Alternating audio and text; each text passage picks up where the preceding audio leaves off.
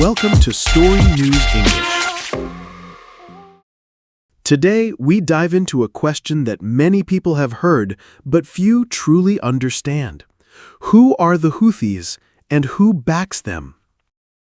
Think about it.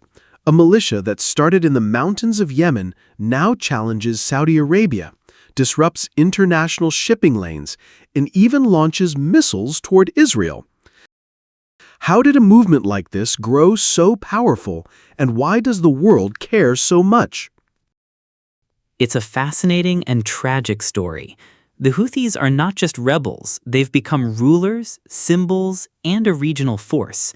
And behind their rise lies a web of politics, religion, and foreign influence. Let's start at the beginning. Who exactly are the Houthis?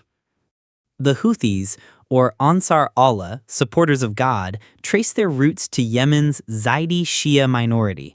For centuries, Zaidis ruled parts of Yemen, but in the 1900s, they lost political power and became marginalized. By the 1990s, frustration grew, and a religious revival movement began among the Zaidi community. So they weren't born as a military group. No, not at all. At first, they were focused on religious and cultural revival, plus resistance to corruption and what they saw as dangerous foreign influence in Yemen. But tensions escalated. By 2004, clashes with the government erupted. Their leader, Hussein Badruddin al-Houthi, was killed in battle, but instead of collapsing, the movement rallied around his name. That's why they're known as the Houthis. Let's pause here. If you were part of a community long ignored and pushed aside, how far would you go to be heard? But let's be honest, a local militia doesn't just take on Saudi Arabia by itself. Who supports the Houthis? The most important backer is Iran. Iran has provided training, funding, and advanced weaponry. United Nations reports have confirmed that drones and missile components in Houthi attacks often come from Iran. So for Iran, the Houthis are like a strategic asset. Exactly. By supporting the Houthis, Iran pressures Saudi Arabia directly on its southern border without fighting a conventional war. And Hezbollah?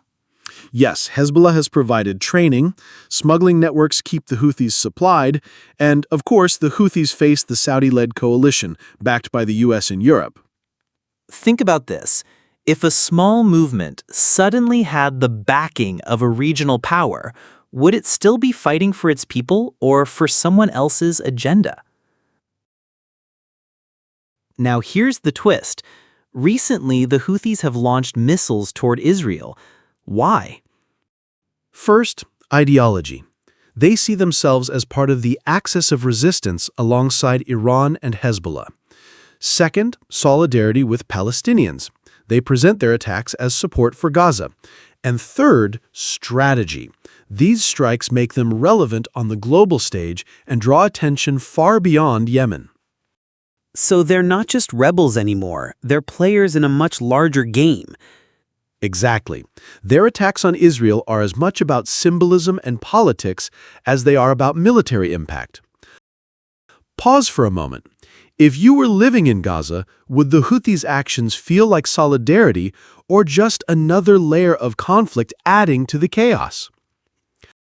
But while all this plays out geopolitically, what about Yemenis themselves? This is the heart of the tragedy. The UN estimates over 370,000 people have died, most from hunger and disease. 20 million need humanitarian aid.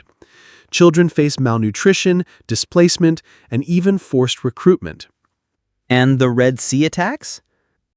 Those disrupt global trade, affecting supply chains from Asia to Europe. The Houthis' reach extends far beyond Yemen. So what's the world's verdict on the Houthis? For Iran, they're heroes of resistance. For Saudi Arabia, they're terrorists. For Washington and Europe, they're both a humanitarian crisis and a security threat. For Yemenis, they're deeply divisive, defenders to some, oppressors to others. And peace? Talks are fragile. Every truce feels temporary. And now with the Houthis striking Israel, the path to peace is even more uncertain. So, there we have it. The Houthis. Rebels, rulers, symbols, and threats. And their story reminds us how local struggles can become global conflicts. The real question remains, should the Houthis be treated as political actors necessary for peace, or dangerous proxies that destabilize the region? And what justice looks like for millions of Yemenis, that's still unanswered. Thank you for listening to StoryNews English. We wish you health, happiness, and prosperity.